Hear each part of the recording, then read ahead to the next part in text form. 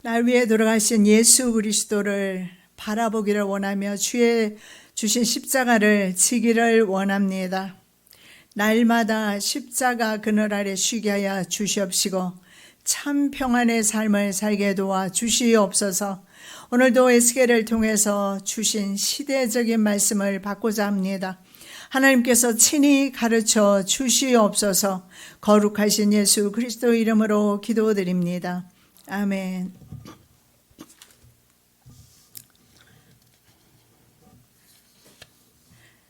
(28장입니다) 서너 시간에 걸쳐서 말씀을 다시 한번 에스겔 말씀을 우리가 살펴보기를 원합니다. 하나님 인치하면 망한다 하는 내용이 28장 전체에 나와 있습니다.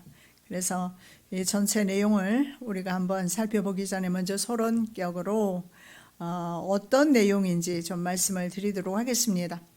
그 전에 앞서서 암몬과 모압 그리고 에돔 블레셋에 대한 심판을 에스겔이 선포한 적이 있습니다. 그런데 이제 25장에서 28장에는 아주 길게 유다 북쪽 지역에 있는 두로와 시돈에 대한 심판을 상세하게 예언하고 있습니다. 왜 그러냐면 이 두로와 시돈 지역은 아주 유명한 곳이기 때문에 그렇게 하는 것 같습니다. 무엇으로 유명했느냐 하면 해상 무역을 통해서, 이 해양 무역을 통해서 그들은 그 무역 상인입니다.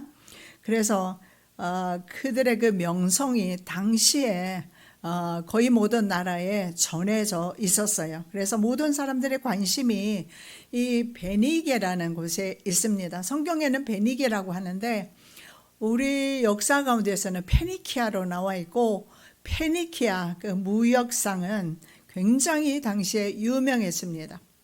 그래서 이들을 모르는 사람이 거의 없을 정도로 유명한 바로 페니키아 상인들, 그 상인들에 대해서 부와 그리고 지혜 이런 것들로 명성을 날렸기 때문에 그들의 자랑하는 것들이 얼마나 쓸데없는지 대표적으로 보여주기 위해서 적어도 25, 26, 27, 28장까지 넉 장에 걸쳐서 예언을 하고 있어요. 페니키아 사람들은 주로 북아프리카 그 카르타고라고 있습니다. 현재는 튀니지 지역입니다. 카르타고를 중심으로 해서 알제리, 리비아 등 북아프리카 지역입니다. 그리고 이탈리아, 지중해 북쪽에 아프리카에서 보면 지중해 위에가 바로 이태리가 있습니다. 이탈리아 중부 그리고 남부 도시로 무역을 합니다. 그리고 이베리아 반도 항구 도시에는요 식민지를 건설할 정도로 이 페니키아 상인들이 유명했습니다. 현재 그러면 이 페니키아 성경에는 바로 베니게라고 나와 있는데 현재 지역은 어느 곳이냐? 이스라엘 바로 북쪽에 있는 바로 헤즈볼라가 활동하고 있죠. 레바논입니다. 그 지역에서 레바논이 항구를 끼고 있지 않습니까? 그래서 과거에 거기에 굉장히 이름을 날렸던 페니키아 무역상들이 있었다라는 사실을 우리가 볼 수가 있고요. 자, 그래서 오늘 본문의 1절에서 19절은 국가 두로가 아닌 이미 선포를 했지 않습니까? 25장에서부터 두로에 대해서 계속 멸망을 선포해 왔습니다. 그런데 오늘 28장 1절에서 19절은요 두로가 아닙니다. 두로가 아닌 바로 개인 두로 왕에 대한 심판과 몰락의 원인을 말씀하고 있어요. 그리고 20절에서 24절은 시돈에 대해서 심판을 하고요. 두로와 시돈은 거의 같이 붙어 있죠. 그리고 25절에서 26절은 이스라엘 회복에 대한 말씀인 것을 알 수가 있습니다. 자, 먼저 1절에서 10절까지 에스겔이 선포하는 것이 있습니다. 두로 왕은 인간이다. 자, 교만한 자는요 이스라엘을 대적하게 되어 있고요. 동시에 두로 왕은 이스라엘도 대적했지만 가장 큰 죄를 짓게 되는데 교만인데요. 우리가 이거 정말 귀 기울여서 들어야 될 말씀인 것 같습니다. 왜냐하면 이 교만이라는 것은 바로 하나님을 대적하는 모양으로 나타나고요. 그리고 반역에 해당이 되기 때문에 굉장히 중요하다라는 사실을 알 수가 있습니다. 자, 이 두로 왕은 자기 스스로가 바다 한가운데 앉은 절대적 존재, 즉 신으로 자신을 높였습니다. 2절 보시겠습니다. 나는 신이라 내가 하나님의 자리 곧 바다 가운데에 앉아있다 하도다. 아마 특히 지리적인 위치 때문에 더 교만했던 것 같습니다. 인간이 교만하게 되면 하늘 보좌를 침범하는 결과를 가져오게 됩니다. 그래서 교만은 그리스도인들이 가장 경계해야 되는 부분이 아닌가 생각해 봅니다. 자, 결국 이 두로 왕과 바로 하나님과 대결 국면으로 묘사되고 있어요. 그래서 하늘 보좌와 바로 바다 보좌의 대결 구도가 보이고 있습니다. 그래서 이것을 하나님께서 크게 기뻐하지 않는다는 사실을 알 수가 있는데, 과거 그 전에 이집트가 어땠습니까? 바로 땅의 왕과 하늘의 신의 대결 구도였던 것을 우리는 보게 되는데, 자, 이집트의 나일강을 피로 변하게 하셨습니다. 상징성이죠. 그리고 그 라젤 말입니다. 빛을 한밤중으로 흑암으로 만드셨습니다. 그렇게 하나님께서 하신 이유가 있습니다. 아무 이유 없이 그냥 어둡게 했다가 밝게 했다가 그렇게 하시는 것이 아니라 그 사건을 통해서 주시는 교훈이 있습니다. 그게 뭐냐? 땅과 하늘과 바다의 주인은 누구인가? 인간의 주인은 누구이며 인생의 주인은 누구인가? 여러분, 이거 제대로 겸손히 잘 배우면요, 우리가 하나님 앞에 복 받을 것 같습니다. 자신의 위치를 아는 거 말입니다. 자신의 정체성입니다. 하나님의 종이라는 거, 하나님의 자녀라는 거, 자기가 주인 노릇하면 안 되고, 자기가 자신의 인생의 주권을 가지고 있어도 안 되고, 가정에 대한 주권도 자기가 가져도 안 되고, 그래서 너무 주권자적인 그런 태도를 취하는 것은 하나님께서 별로 기뻐하시지 않는다라는 사실을 알 수가 있습니다. 그래서 땅과 하늘과 바다의 주인이 누구인가 가르쳐 주시는 부분이 바로 이집트에 내렸던 바로 10가지 재앙이었습니다. 자, 이집트 사람들이 주로 섬겼던 신이 있는데, 바다의 얌이라는 신도 있고, 그 다음에 땅의 신이 있어요. 아피스 신인데, 너무나 유명한 바로 그 금송아지 만들었던 사건이 있잖아요. 그들이 땅의 신을, 바로 아피스 신을 섬겼기 때문에 그 즉시 그것을 만들어 놓았던 겁니다. 하나님은 만든 신이 아니기 때문에 만든 신을 가장 극도로 싫어하셔요. 그래서 내 마음속에 하나님이 아는 세상 물질이라든가 뭐 금은 보화할 것 없습니다. 세상적인 것들이 차지하게 될 때 그것이 바로 그 사람의 그 사람에게서 왕노릇 한다는 사실을 알 수가 있습니다. 그래서 하나님과 바로와 하늘 보좌와 땅 보좌의 대결 구도 속에서 어떻게 하나님께서 누가 진짜 참신인가 알려주시는 겁니까? 바로 이집트에 있는 초태생을 다 죽입니다. 생사화복을 주관하시는 분이 하나님이라는 사실을 알려주신 사건이죠. 그래서 온 천하를 다스리는 진짜 왕이 바로 누군가 계시하셨습니다. 다윗 왕이 왜 위대한 줄 아십니까? 제가 늘 자주 말씀드리지만 다윗은 위대한 성도였다고 그랬어요. 그는 위대한 왕으로서 실제로 국권이 가장 튼튼했던 그런 왕이었죠. 그리고 그 나라 그 당시의 지리적 영토가 이스라엘 역사 가운데 가장 넓었습니다. 그래서 여기에서 우리가 볼 수 있던 것은요, 교만을 버리고 하나님을 자신의 하나님으로 인정하고 살아갈 때, 자신의 왕으로 인정하고 살아갈 때 삶 속에서도 이런 물권이 온다라는 사실을 알 수가 있습니다. 그래서 다윗 치세 때의 영토가 가장 넓었다라는 사실을 알 수가 있는데, 다윗은 자신을 바로 하나님의 신하로 여겼어요. 하나님의 종으로 자신을 낮췄습니다. 하나님과 대결하는 구도 절대 가지 않았어요. 심지어 하나님께서 자신을 칠 때 압살롬의 난을 통해서 도망가야 했을 때 어떻게 했습니까? 시므이가 자신을 저주했을 때 하나님께서 저 사람의 입을 통해서 내게 말씀하신다, 그렇게 들었어요. 자신이 그래도 아직도 왕이고 장군들이 있어요. 요압 장군이 가서 내가 저 사람을 죽이겠습니다 했을 때 그렇게 말하지 않아요. 그래서 다윗은 절대로 스스로를 높이지 않고 심지어 자기가 하나님의 자리에 앉았거든요. 대결 구도로 갔습니다. 왜냐하면 아무나 남의 아내를 빼앗을 수는 없잖아요. 왕이니까 빼앗지. 그 잠시 자기가 왕노릇 했던 겁니다. 하나님께서 노여워하셨잖아요. 그 즉시 바로 하나님 앞에 회개 자복하게 됩니다. 여러분, 그저 낮추십시오. 어디에서든지 가정에서도 내가 낮춘다고 해서 내 자식들이 나를 멸시하지 않습니다. 내가 먼저 섬김의 모습을 보이는 것은 정말 중요한데 상당히 우리 많이 이렇게 가부장적인 그런 한국 사회 속에서는 많이 뻣뻣하지 않습니까? 조금 낮추시는 거 하나님 기뻐하십니다.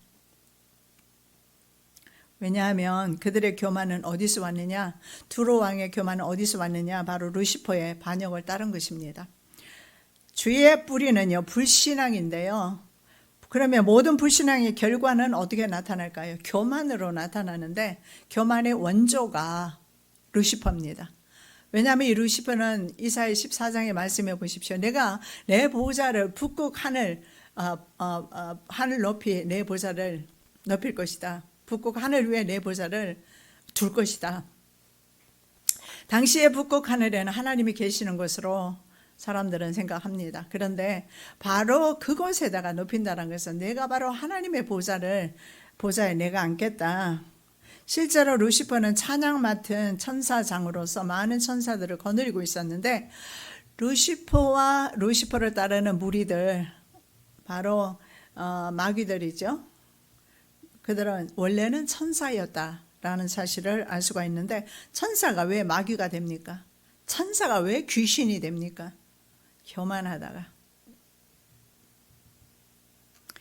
자, 이 교만이라는 것은요, 사실은 행함보다는요, 마음으로 짓게 되는 것입니다. 마음으로. 물론 그것도 행동으로 나타나게 되어 있지만 교만은 우리 삶에 대한 하나님의 주권을 인정하지 않는 것입니다. 그것이 교만입니다. 하나님의 뜻을 알면서도 내 마음대로 내 길을 결정하는 거 말입니다. 그것도 교만입니다. 왜냐하면 스스로 하나님이 되기 때문입니다. 하나님의 뜻은 여기에 있는데 나는 이 길을 가요. 그러면 자기가 하나님이 되는 것입니다. 그것을 성경에서는 교만이라고 그렇게 말씀하고 있습니다. 스스로 하나님이 되어서 하나님을 인정하지 않게 됩니다. 그래서 하나님을 인정하지 않는 것이 가장 큰 죄라고 성경에서 말씀하고 있습니다. 자, 두로 왕은요, 누구도 자신을 공격할 수 없는 그런 천의 요새 바다 가운데 있어요. 왜냐하면 전에 우리가 살펴봤지만 두로는요, 땅이 두 개로 되어 있어요. 육지에 땅이 있고요, 바다 가운데 땅이 있는데 왕은 어디에 있었을까요? 당연히 바다 가운데 있었어요. 그래서 당시에는 배도 없었고 그렇기 때문에 바다 가운데 있는 두로 왕을 제어할 만한 그런 왕들이 별로 없었는데 나중에 두 왕이 나타나죠. 첫 번째 나타난 사람이 느부갓네살, 두 번째 마지막으로 나타난 사람이 알렉산더. 완전히 철저하게 멸망을 당하게 됩니다. 자, 그런데 성경은 힘의 원천인 바다에서 망하게 될 것을 이미 수차례에 경고하고 있습니다. 자, 왜 그러냐? 이유가 뭘까요? 오늘 본문의 성경에 보면은요, 그 사람이 바로 하나님인 척 했다. 이 하나님인 채 한다라는 거, 이게 참으로 무서운 말인 것 같은데, 하나님인 채 했다라는 말이 4번이나 강조되어서 나타나고 있어요. 여러분, 그리스도인이나 성경을 곰곰이 살펴보면요, 비그리스도인이나 바로 교만하게 되면 하나님인 채 했을 때 망한다라는 사실을 알 수가 있는데, 느부갓네살 왕은 바벨론의 왕입니다. 이방 나라 왕이에요. 근데 그가 어느 날 궁궐에 올라가서 이 모든 제국을 내가 일구었지 하고서 자랑할 때 그 순간에 그 사람은 바로 광인이 되어서 7년 동안 들과 산으로 쏘다니게 됩니다. 그리고 나중에 그가 진짜 왕이 누군가 하나님인 것을 깨닫게 되었을 때 총명이 돌아왔다라고 성경에 그렇게 말씀하고 있습니다. 자, 그래서 누구든지 하나님을 차면 망한다라고 말씀하고 있고, 만일에 그리스도인이 세상을 쫓으면 세상을 쫓는 그것 때문에 망할 것입니다. 물질의 마음에 두며 물질은 날아갈 것이고, 자녀에게 온 힘과 정성 쏟으면 자녀에 의해서 배신을 당할 것이라는 겁니다. 자, 두로 왕의 죄는요, 이세벨처럼 국가 전체를 범죄에 빠뜨렸기 때문에 두로 왕은 죄가 아주 컸습니다. 자, 두로 왕은 이렇게 심지어까지 생각합니다. 다니엘보다 자신이 더 총명하다고. 그래서 더 은밀한 것을 깨닫고 심지어는 자기는 재물까지 가지고 있다라고 생각을 합니다. 3절입니다. 내가 다니엘보다 더 지혜로워서 은밀한 것을 깨닫지 못할 것이 없다 하고. 자, 다니엘은 그 9장 다니엘서 22절에 보니까 하나님의 섭리를 깨달아 아는 지혜와 청명을 받은 사람이다, 이렇게 말합니다. 즉 일반 세상에서 공부해서 얻은 지식이 아니라 하나님께로부터 특별한 지혜와 지식과 청명을 받은 사람이 다니엘입니다. 왜냐하면 그는요, 바벨론 제국과 그 이후에 나타나게 될 세계적인 제국들, 페르시아, 헬라, 로마까지, 그리고 마지막 종말에 일어나게 될 바로 적그리스도 국가까지 흥망성쇠에 대해서 말씀을 하고 있고요. 그리고 우리가 이렇게 초긴장하게 만드는 7년 대환란. 그래서 다니엘은 한 일에 동안에 언약을 굳게 정할 것이다. 한 일의 계약이라고 합니다. 바로 7년 대환란에 대한 계약이죠. 그것을 예언하죠. 그리고 나서 그 다음에 종말에 또 어떤 일이 일어납니까? 메시아 예수 그리스도께서 다시 재림하시고 구속하시고, 그래서 구속적인 그런 사건을 말씀하고 있고, 이어서 이 제국 마지막에 나타나게 될 바로 하나님의 나라, 하나님의 왕국을 선포하고 있습니다. 여러분 아시는 대로 지금까지 이 세계적인 제국들, 이 제국들 외에는 큰 제국들이 없었습니다. 크고 작은 제국들이 일어났지만 과거의 바벨론, 페르시아, 로마, 그리고 앞으로 일어나게 될 그 국가 역시 마찬가지로 세계적인 국가라 할지라도 결국은 일곱 머리 열불 짐승 마지막 그 제국에서 파생된 나라들 가운데서 나오게 되어 있는 작은 뿔에 불과하다는 사실을 알 수가 있습니다. 그래서 다니엘의 지혜는요, 세상에서 얻게 되는 일반 지식이나 지혜를 의미하는 것이 아니라 결국 영적 지혜임을 알 수가 있고, 누가 이렇게 세상 종말의 때까지 아는 지혜와 지식이 있겠습니까? 이 세계 역사에 대한 그 모든 되어지는 일들은요, 하나님만이 알고 계세요. 그런데 어떻게 다니엘이 그 사실을 알 수가 있을까? 바로 아까 우리가 살펴본 대로 다니엘서 9장 22절에서 다니엘은 특별히 하나님께로부터 은총 입은 자입니다. 그리고 청명을 받았고 지혜를 얻은 사람이에요. 그런데 두로 왕은 감히 내가 다니엘과 같은 지혜를 가지고 있어서 자기도 자기에게 숨겨진 비밀이라는 것이 없다라는 거예요. 자기에게는 모든 것이 다 드러난다, 이렇게 말합니다. 그리고 실제로 에스겔이나 다니엘은요, 동시대 사람이잖아요. 동시에 그들은 둘 다 바벨론 포로의 1차, 2차 때 붙들려 간 사람들입니다. 포로된 상태에서 하나님의 사역을 감당했는데 에스겔은 제사장으로서의 사명을 감당했다면, 다니엘은요, 정상, 국가의 바로 그 제상으로서 그리고 제상이 되기 전에 바로 그의 지혜는 전국에 소문이 날 정도입니다. 온 제국에 소문이 났습니다. 박사나 술객이나 천문학자들조차도 아무도 풀지 못하는 느부갓네살 왕이 꾼 꿈이 있습니다.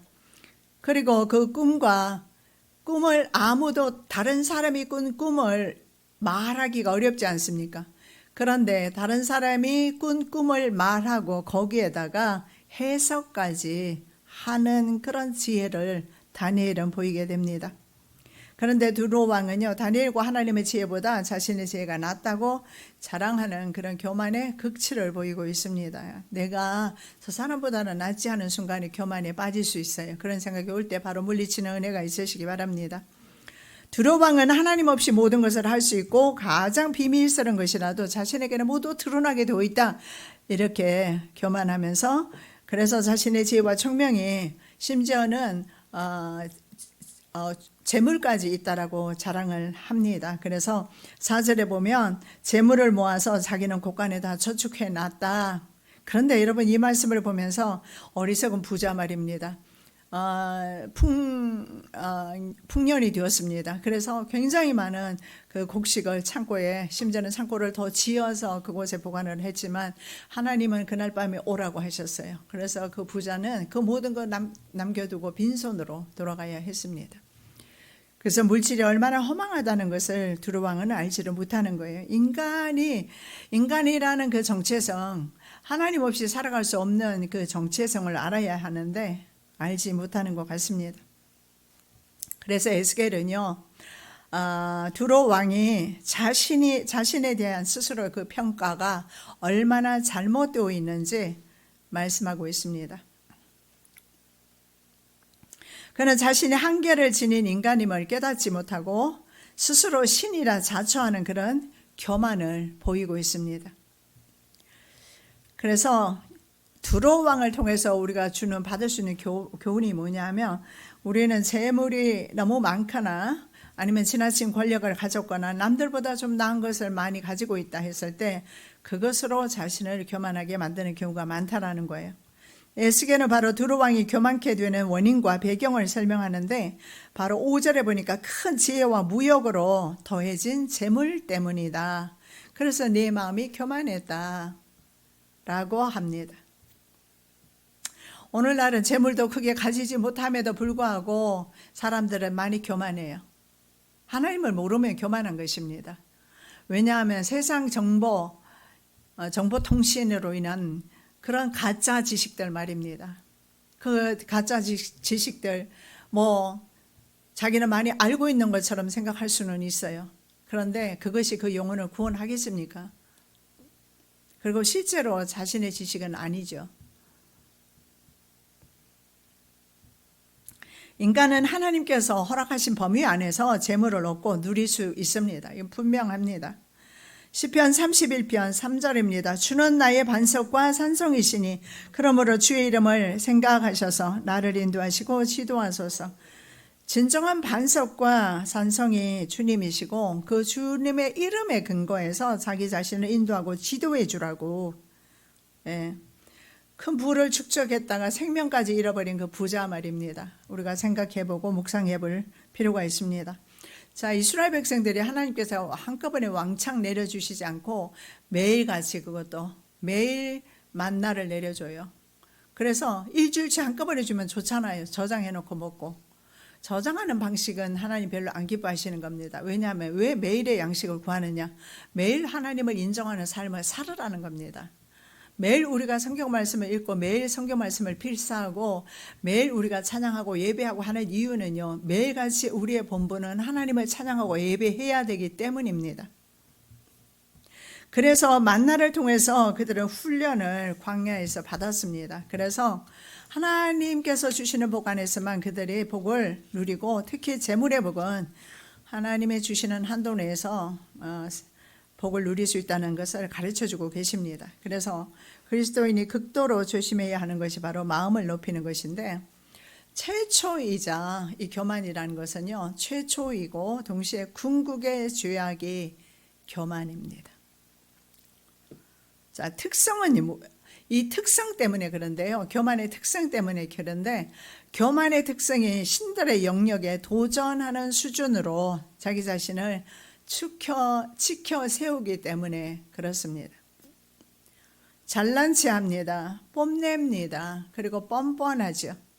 혹은 겸손하지 않거나 다른 사람을 무시하거나 가르치려 합니다.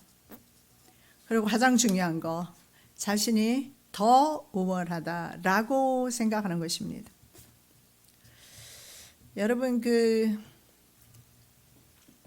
도관에 든 쥐나 올챙이들을 생각해 보면, 그들의 삶의 반경을 한번 보십시오. 한계가 있어요. 그 안에 있기 때문에 다른 세상을 보지를 못해요. 좀 이 넓은 세상을 많이 돌아다녀 보면 이 넓은 세상 가운데서 나보다 잘난 사람들이 훨씬 더 많이 있다는 거 알게 돼요. 특히 우리 아시안들은요, 백인들, 정말 잘생기고 키도 크고 그런 백인들 앞에 서게 되면 저절로 자신이 작아지는 걸 보게 돼요. 그러나 본 것이 없고 들은 것이 없고 아무것도 눈에 보이지 않는 사람들은 교만할 수밖에 없습니다.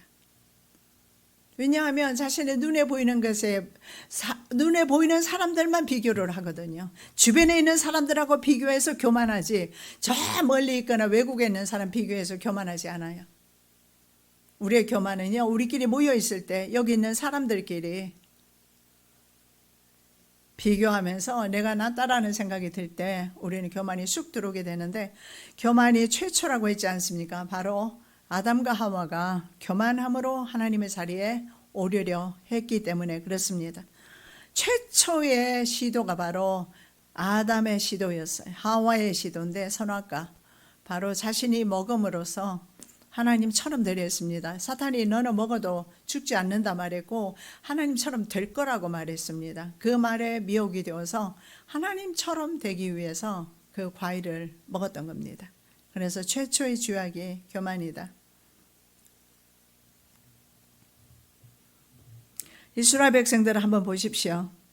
교만하게 되었을 때 그들은요, 처음에는 겸손히 모세를 따르다가 마음에 교만이 들어가니까 모세도 눈에 보이지 않고 하나님도 보이지 않습니다. 그리고 입으로는 악평을 하게 되고 악을 입으로 뱉어내기 시작하면서 그들의 결국은 어떠했습니까? 광야에서 죽을 때까지 돌아야 하는 결과를 맞이하게 돼요. 그래서 이 교만의 특성 자체가 하나님의 자리를 넘본다라는 사실을 우리는 생각해 봐야 합니다. 그래서 교만은 그리스도인들에게 가장 나쁜 것이다 라는 거예요.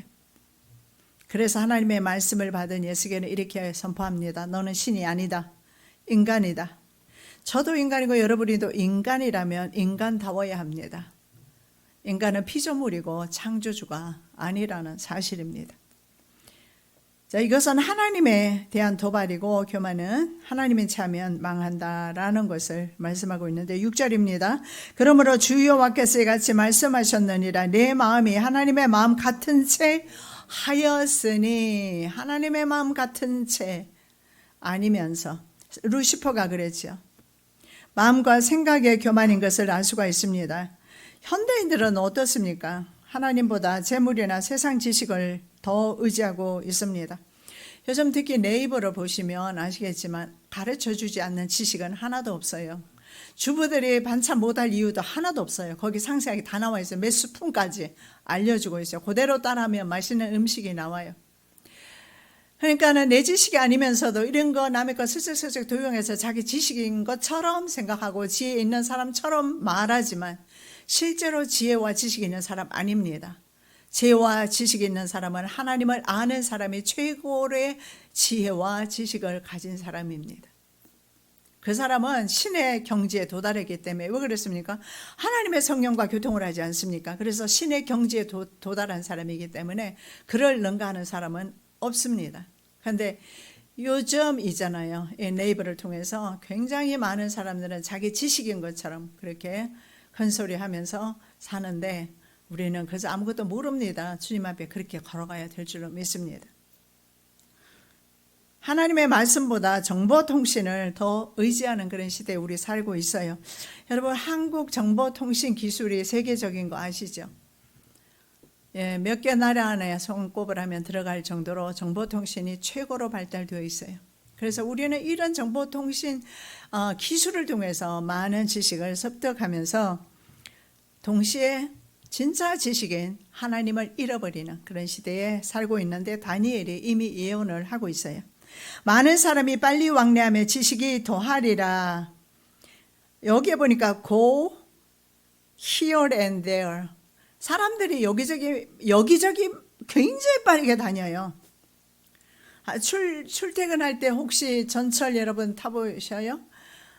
저는 자주 뭐 타볼 일이 없는데 사람들이 너무 바쁘게 이리저리 계속해서 움직이는 것을 보게 되는데 다니엘은 이것을 본듯이 이렇게 기록을 해 놓았습니다. 그리고 increase입니다. knowledge. 지식이 계속해서 증가한다라고 말하고 있는데 지금처럼 유전자 가위를 통해서 유전자까지 편집하면서 생명을 연장시키는 이런 지식까지 간 적은 역사상 없었어요. 그래서 종말입니다. 종말 중에도 종말입니다.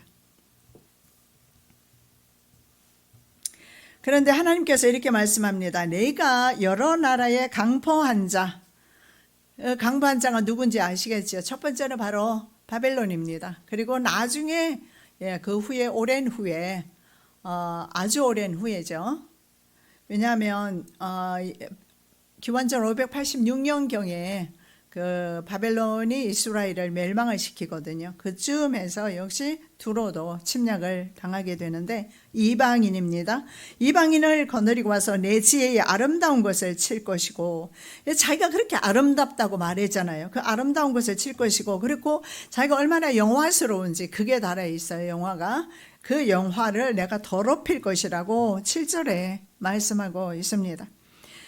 이 강판자는 바로 바벨론 군대로서 하나님께 불순종한 남유다와 교만한 두로가 바로 함께 바벨론 군대에 의해서 멸망당하는 것이 성경 곳곳에 나와 있고, 그들의 발이 땅에 닿지 않는다. 하박국 선지자는 그들의 기마병들이 얼마나 빠르게 달려와서 공격하는지 표현하고 있습니다.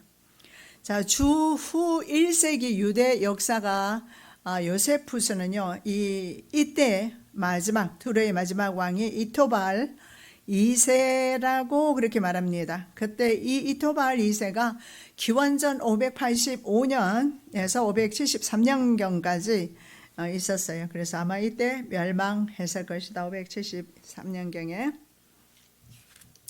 그러나 역사적으로 두로의 최종적인 멸망은 알렉산더 대제를 통해서 이루어지는데, 전에 이것도 몇 번 제가 강의를 했던 것으로 압니다. 그의 정복 전쟁이요, 그 보통은 알렉산더의 소문을 듣고 미리 다 항복을 합니다. 그런데 두로는 자신의 그 교만 때문에 7개월이나 알렉산더의 발을 묶게 되지요. 그래서 알렉산더는 어떻게 합니까? 방축을 쌓아 나갑니다. 육지에서부터 바다까지 길을 만든 겁니다. 그렇게 해서 7개월 동안 길을 만들어서 들어갔을 때 바로 이 두로방을 죽을 때까지 말에 묶어서 끌고 다니면서, 그리고 그 지역 전체를 맑게 씻어버립니다. 그래서 더 이상 사람이 살지 못할 정도로, 그래서 지상에서 없어지게 되는데, 두로가 왜 그렇게 없어지느냐? 바로 교만 때문에 그렇다. 그래서 성경의 예언대로 그는 육지가 아닌 바로 바다 한가운데서 죽습니다. 8절, 바다 가운데서 죽게 할지라. 하나님 말씀하시면 말씀하신 대로 됩니다. 바다로 둘러싸여 있기 때문에 아무도 침범할 수 없다고 했는데, 완전한 요새에 있는데 그곳에서 망하게 될지는 본인도, 두로왕도 몰랐고, 페니키아 무역상에 대한 소문을 들어서 그 명성을 익히 알고 있었던 주변 사람들조차도 그 두로가 이렇게 하루아침에 멸망할지 아무도 몰랐어요. 여러분, 이 세상도 그렇게 끝날 것이라고 계시록 18장에 나와 있어요.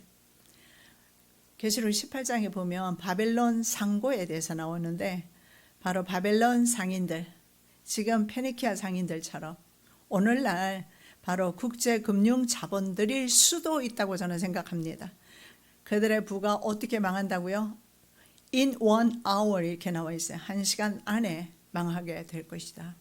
하나님의 때가 되면 그들의 부가 이 시간에 망한다, 1시간 안에 망한다라는 사실을 알 수가 있습니다. 그래서 이렇게 묻습니다. 9절에 과연 너희들이 죽어가면서, 그리고 너를 치는 자 앞에서 내가 하나님이라고 말할 수 있겠느냐? 예, 죽으면서 누가 내가 하나님이라고 말할 수 있겠습니까? 죽는 인생인데요. 잠언 16장 18절에서 교만은 패망의 선봉이요, 거만한 마음은 넘은 집의 앞잡이라고 이렇게 말씀합니다. 교만한 사람은 패망으로 자신을 이끌고 있다는 사실을 알 수가 있습니다. 자, 이방인의 손에서 할례 받지 못한 자의 죽음같이 될 것이라고 10절에서 말씀하는데, 이방인처럼 죽는다라는 거, 할례 받지 못한 상태에서 죽는다라는 것은요, 치욕스럽고 부끄러운 죽음을 말합니다. 그 부끄러운 죽음의 상태를 말하는데, 자, 유대인들에게 할례 받지 못한 사람은요, 하나님의 축복에서 제외된 사람들이에요. 그래서 유대인들은 전부 할례를 받습니다. 그리고 그 당시에 유대인들 아니어도 다른 나라에도 이 할례를 행하는 풍습이 있었습니다. 페니키아 사람들도 역시 할례 받지 않는 사람들은 야만인이라고 그렇게 생각을 했습니다. 오늘날의 우리 과학적인 지식으로 봐도 할례를 받는 것이 합리적입니다. 건강을 위해서. 그래서 페니키아 사람들은 할례 받지 않은 사람을 이방인 취급을 했는데, 야만인 취급을 했는데, 바로 너희들이 죽게 될 때 그렇게 죽을 것이다. 할례가 무익하게 될 것이다. 이걸 알려주고 있습니다. 자, 사람들은요 스스로 신이 된 자, 바로 두로 왕의 죽음을 목도하게 됩니다. 그래서 과거 대부분의 왕들이요 자신을 신격화했는데 신이 죽는 모습을 적나라하게 표현합니다. 네가 죽으면서도 인간 신이라고 말하겠느냐, 이 말에서 인간은 죽을 수밖에 없다라는 거, 그래서 그가 신이 될 수 없다라는 것을 분명하게 선포하고 있어요. 자, 헤롯 왕은요 그를 특별히 대헤롯이라고 그렇게 말을 했습니다. 특별히 날을 잡아서 단상에 앉았습니다. 그래서 백성 앞에서 효유했다고 했는데 연설을 하게 됩니다. 그런데 백성들은 이렇게 말해, 이거는 신의 소리고 사람의 소리가 아니다. 졸지에 헤롯 왕이 신이 돼버린 겁니다. 그렇다면 백성만 그렇게 생각했겠어요? 헤롯 자신도 이렇게 날을 잡아서 연설을 함으로써 자신을 신격화시켰단 말입니다. 자, 그런데 성경은 뭐라고 말해요? 주의 사자가 그를 치자 그가 바로 벌레에게 잡아먹혔다. 그래서 제가 어떤 벌레인가 찾아봤더니 웜으로 나와 있어요. 웜이 뭔가 했더니 회충 같은 거예요. 회충류. 어떤 종류인지는 모르겠지만 회충에게 잡아먹히는 거, 이거 인생 아닙니까? 회충이 옛날에는 사람을 잡아먹을 수도 있었을 겁니다. 요즘은 약을 다 먹고 하니까 내 안에 벌레, 근데 내 안에 벌레 있는 거 여러분 다 아시잖아요. 근데 그 벌레가 사람을 잡아먹을 수도 있었습니다. 이게 인생이다. 그래서 교만하지 말고 그저 겸손해라. 이렇게 말하고 있습니다. 자, 두로 왕은 왜 중요한가? 정말에 나타나게 될 바로 적그리스도 모형으로 보여지고 있어요. 데살로니가 후서 2장 4절입니다. 저는 대적하는 자라 범사에 일컫는 하나님이나 숭배함을 받는 자 위에 뛰어난 자존하여 하나님 성전에 앉아 자기를 보여 하나님이라 하느니라. 이 마지막 때 나타나게 될 그 사람이 자신을 하나님이라고 하는데 최초로 바로 루시퍼를 통해서 나타났고, 인간에게서 두로라든가 헤롯이라든가 바로왕이라든가 이런 왕들을 통해서 나타났습니다. 그런데 최종적으로 나타나게 될 그 신을 자처하는 사람이 바로 자기를 하나님이라고, 자기를 섬기라고 말하는 사람이 누굴까요? 바로 적그리스도입니다. 이 적그리스도가 제3성전에 앉아서 자신을 하나님이라고 선포하는 시점이 온다라는 것인데, 성경은 그때 언제라고 말합니까? 후 3년 반이 시작되면 자신의 모습을 드러내요. 그래서 후 3년 반 되기 전에, 적그리스도가 나타나기 전에는 예수님 안 오십니다. 적그리스도가 나타나요, 와요. 그래서 환난전 휴거설은 저는 믿지 않아요. 왜냐하면 적그리스도가 나타나는 시점이 바로 후 3년 반이거든요. 그 일의 절반에 제사와 예물을 금지할 것이고 자기의 몸을 드러낸다고 다니엘은 말합니다. 그리고 자기를 경배할 것을 요구를 하게 돼요. 그거는 후 3년 반이죠. 그 일의 절반이라고 그랬어요. 그러니까 전 3년 반이 지나고 후 3년 반 시작되거나 시작된 직후가 될 것입니다. 그래서 자신을 하나님이라. 그때 어떻게 할까요? 자신 외에 바로 헤롯이 옛날에 그랬잖아요. 이스라엘의 왕이 태어났다고 하니까 2살 아래 사람들을 다 죽였지 않습니까? 똑같습니다. 똑같은 행태가 계속 역사 가운데 반복되는데, 바로 적그리스도 역시 하나님을 시기하는 적그리스도입니다. 그리스도는 그리스도인데 엔티크라이스트예요. 그리스도를 반대하는 그리스도다. 그래서 엔티크라이스트이기 때문에 크라이스트를 따르는 바로 그리스도인들을 가장 싫어하게 될 것입니다. 그래서 우리는 유일신 하나님을 섬기라고 가르치고 있습니다. 그래서 유일신 여호와만을 섬기는 신실한 하나님의 자녀들이 이때 표적이 되는 것은 당연한 것입니다. 그래서 사탄을 예배하기 위해서 바로 사탄의 하수인인 인간 하수인 적그리스도입니다. 그들을 예비하기 위해서 아시는 대로 로마 가톨릭 교회가 주축이 되고, 그 다음에 기독교회로서는 WCC 세계교회연합회가 중심이 되어서 지구상 모든 종교를 하나로 묶는 종교 통합 운동이 오래전부터 이미 일어나고 있습니다. 자, 이것은 바로 전 세계적인 배도가 일어나게 될 것을 보여주고 있는데, 누가복음 18장 8절입니다. 인자가 올 때 세상에서 믿음을 보겠느냐? 세상에서 믿음을 보겠느냐? 이렇게 말씀하는데요. 믿는 자를 얼마나 많이 발견할 수 있겠는가? How many? many는 숫자를 헤아릴 수가 있을 정도로 그렇게 얼마나 많이 그 숫자, 구체적인 숫자를 말씀을 하고 있는 겁니다. 그래서 마지막 때는 얼마나, how many 예수 믿는 자를 보겠느냐.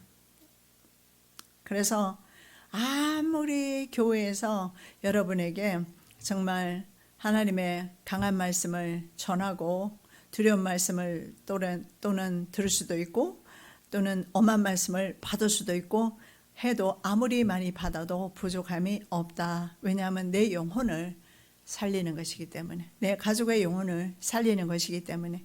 그리고 10절은 이렇게 끝을 맺습니다. 내가 말하였음이니라, 주 여호와의 말씀이니라. 다른 말이 뭐 필요합니까? 천지창조를 말씀으로 하셨습니다. 그리고 세상 끝내는 것도 하나님의 말씀으로 하실 겁니다. 두로로 끝낸 것처럼 말입니다. 그래서 두로의 멸망을 선언하시면서 하나님께서는요, 당신이 직접 말씀하셨음을 하셨다라는 것을 통해서 말씀의 권위를 부여하고 계십니다. 세상 역사는요, 반드시 성경의 예언을 따라서 성취됩니다. 왜냐하면 하나님께서 말씀하셨기 때문이고 하나님이 바로 말씀이시기 때문에 그렇습니다. 하나님께서 천지를 말씀하실 때 이스라 했을 때 존재하게 되었습니다. 그런데 그렇게 존재하게 된 인간이 하나님과 반목하면 불행하게 됩니다. 그래서 하나님과 반목하지 않고 하나님과 화목하는 거, 예수 그리스도를 통해서 길이 열리지 않습니까? 화목하는 거, 이것이 우리의 바로 행복한 삶을 살 수 있는 비결이라는 사실을 생각할 때, 그럼 하나님과 화목한 사람으로서 우리는 어떻게 살아야 하는가? 모든 주권을 하나님께 올려드리고 교만히 살지 않는 사람이 되는 것입니다. 살아계신 아버지 하나님, 주님께서 친히 말씀하셨습니다. 주 여호와의 말씀이라고 선포하셨습니다. 오늘 우리가 들은 심판의 말씀, 두로 왕에게 주시는 그 심판의 말씀을 새겨 듣겠습니다. 교만하지 않겠습니다. 교만하게 행할 때 하나님의 자리에 오르기 때문이며 하나님과 반목하기 때문에 그렇습니다.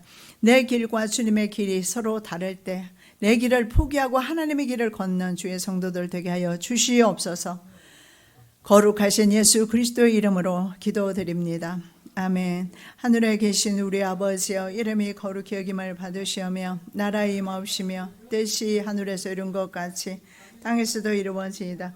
오늘날 우리에게 일용할 양식을 주옵시고 우리가 우리에게 죄 지은 자를 사하여 준 것 같이 우리의 죄를 사하여 주옵시고 우리를 시험에 들게 하지 마옵시고 다만 악에서 구하옵소서. 대개 나라와 권세와 영광이 아버지께 영원히 있사옵나이다. 아멘.